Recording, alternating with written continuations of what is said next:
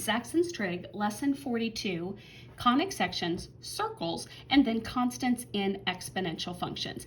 It starts with page 301. So conic sections is this is the introduction to a series of lessons in which we learn lots to do with the different shapes, but they want you to understand where these shapes get cut from. So if I have a cone, and for this particular one I don't need two cones, but for the others you'll need a second cone that's attaching at the vertex point. But if you take a plane, and this is much harder for me to draw, but if you picture a plane slicing through this parallel to the circle at the top, what kind of a shape are you slicing? Well, you're slicing a circle shape. So they drew it off to the side. If you slant that plane just slightly, I guess you could see it better this way, it's cutting through more at this angle. So what happens to the circle? Well, it gets slightly squished, and so it's not a circle, it's an ellipse. And if you then, actually the way I drew that plane, I did the parabola one. Okay, let me fix that. When the plane does not slice through the top corner, shearing off a piece of it, when it is going all the way through, I should have drawn it more like this, that's where you're getting your squished circle, your ellipse. And maybe I should label these. Circle, ellipse, and then this one where I sheared the corner off, I am basically getting a U shape, if you picture that here to here, and that is your parabola. And then the final one is where I need the cone shape. Maybe I can do it off this one, even though it's getting messy. All right, and so if I take the plane and I slice down and I chip off this corner and this corner, both of them are giving me a parabola shape, but they're mirror image parabolas of each other, and that is a hyperbola. Hyperbola, if I'm trying to spell it out while I say it, but pronounced hyperbola. So what they're going to do is they're going to, in section B, start to give you lots of information about circles. In another lesson, they'll do ellipses and parabolas and hyperbolas because they each have their special set of formulas. So for circles, box at the bottom of 301, very important information. Definition of a circle. A circle is the locus, and we remember that that means that same distance from wherever. So we were doing that with the line before. And the locus of all the points in a plane, so it has to be in a flat surface. I have a dot, and I'm talking about the same distance everywhere around that are equidistant from a point called the center of the circle. And so if it is always, then I am creating the circle shape. So now you see why that definition, wordy as it is, basically gives you definition for a circle. Now, on page 302, they tell you the two formats so for lines, we had a whole slew of different kinds of lines, double intercept form, slope intercept form, and so on. For circles, we have two. Standard form is x squared plus y squared equals radius squared. So I want to stop and point out that for the equation to be a circle, you must have the x that is squared and the y that is squared.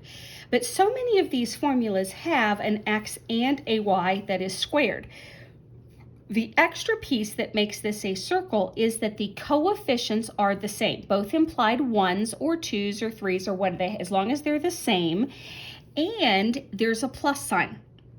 And then the final piece is that if you fit that, you've got a plus sign and same constants, an x squared and a y squared.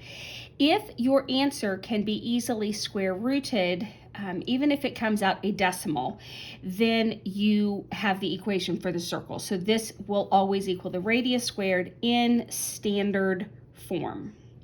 Now the second form is general form. Now just like with the line, general form should equal 0. And so you need to rearrange the formula. So that's basically going to give you x squared plus y squared minus r squared. Oh, equals the 0. Sorry, I got up a little bit. So this equaling 0 is the general form. Okay. Let's see, they show you some examples. They're talking about triangles that actually rotate, that form the circle. That comes back into play later on. It's not as critical for this. You're just trying to learn the standard form and the general form. And as we see at the bottom of 302, we might have to do some solving with some square roots. But let's jump over to example 1 on page 303 and get to the specifics that they're looking for. Find the standard form of an equation of a circle whose center is at HK. So this is almost like they're trying to get me to build a formula. And whose radius is R. So the radius is R. So we're going to follow our standard format. So we're going to have, and with the center, I didn't say this before. Okay, so if the center is at 0, 0, this is my standard formula. If, however, I move it over to an H and up to a K, and I start it here, these numbers are being filled into a parenthesis with my squared. And so we follow the rule of when I plug into an equation, I change the sign. So this becomes minus H squared plus Y minus K squared, and it still equals the radius squared. That part has not needed to change. Now you see how the standard format changes when I have a different center other than 0, 0. You're going to use this. But I don't memorize it. I just kind of know that when I'm putting it into that parenthesis, I change the sign. That's really all we're doing. Example 2. Find the standard form of equation of a circle whose radius 4, whose center is at negative 3, 3, then write it in general form. So start it in standard and fix it. So we have x squared minus negative 3, fills that in as plus 3, plus y minus 3, changing the sign, filling it in, equals radius squared. 4 squared is, I'll go ahead and put that as 16. Then since I want it in general form, I know I'm going to need to FOIL this out. So again, on my shortcut, x times x, x squared, x times 3, 3x doubled to 6x, 3 times 3 is 9. Again, y times y squared, y times negative 3, y doubles to negative 6y, negative 3 times negative 3 is positive 9, and then I know I'm going to want it equal to 0, so I minus 16 and keep it equal to 0. Okay, x squared,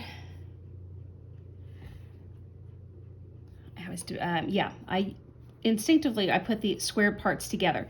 Then I don't have a like term with the 6x or the minus 6y, so I'm just needing to write those, but my positive 9, and my minus 16 are all like terms. So 9 plus 9 is 18, minus 16 is plus 2 equals 0, and now I have it in general form. I would have boxed that answer, and I did not box kind of the formula answer, but there you go for those. Part C is constants in exponential functions. You instinctively did this when we did them before, so why they break it down into a separate section, I'm not sure, but it is just a basic review. So sketch the graph for the function y equals 3 to the negative x. Now, it's possible that we didn't have the negatives before, but again, you know your algebra and you know how to deal with these. So rather than, well, I have two choices. I can go ahead and do the XY grid and just keep this format, or I can change it to, I don't like the negative, so I flip it around. 3, instead of staying in the numerator, goes to the denominator and loses its negative, which implies a 1 as a placeholder for the numerator. This is the same thing as doing it manually myself. So whichever way you choose to plug them in, it will work. 0, always a good choice. So anything to the 0 is 1. 1 over 1 is 1. And if I did it here, just a second. Oh, I'm going to stick to this one because I don't like doing it in fraction. 0, anything to the negative 0 is still 0. 3 to the 0 is 1. Yeah, either way. Okay, so then if I choose 1, I get negative 1, and then I have to flip it to its 1/3 format. If I choose negative 1, negative 1 is positive 1, 3 to the first is 3. So this might give me enough of a start to get my graph. So 0, 1, 1 over and just a smidge third up, negative 1 and 3 up. Yeah, most definitely here's my curve. So this is going to keep climbing and getting bigger and bigger quickly. This is going to get closer and closer to 0 but never quite touch. Example 4, sketch the graph of y equals 1/2 to the 2x. Yes. So again, x, y chart, pick 0. 0 times 2 is 0. Anything to the 0 power is 1. Pick 1. 2 times 1 is 2. 1/2 squared is 1/4. Negative 1. Negative 2. That negative means I'm going to flip it to 2, which means 2 squared, 4. Okay. Graph 0, 1. 1 uber tight at 1/4, negative 1, 1, 2, 3, 4, again, super tall, relatively quickly getting closer and closer to 0 as I go.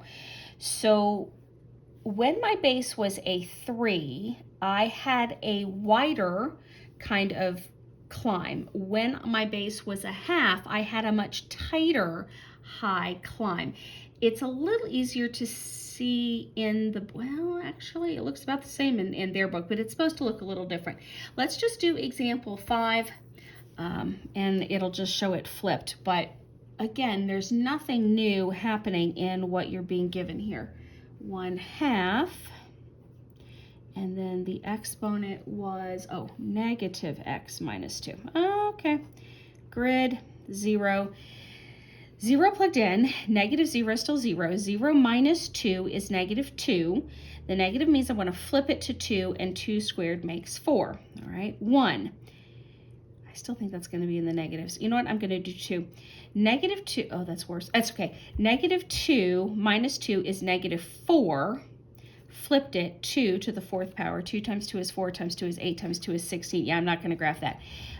Let's go negatives. Negative, oh no, that's going to get worse. Just a second, let me think. How can I get into some positives? Oh, maybe I can't.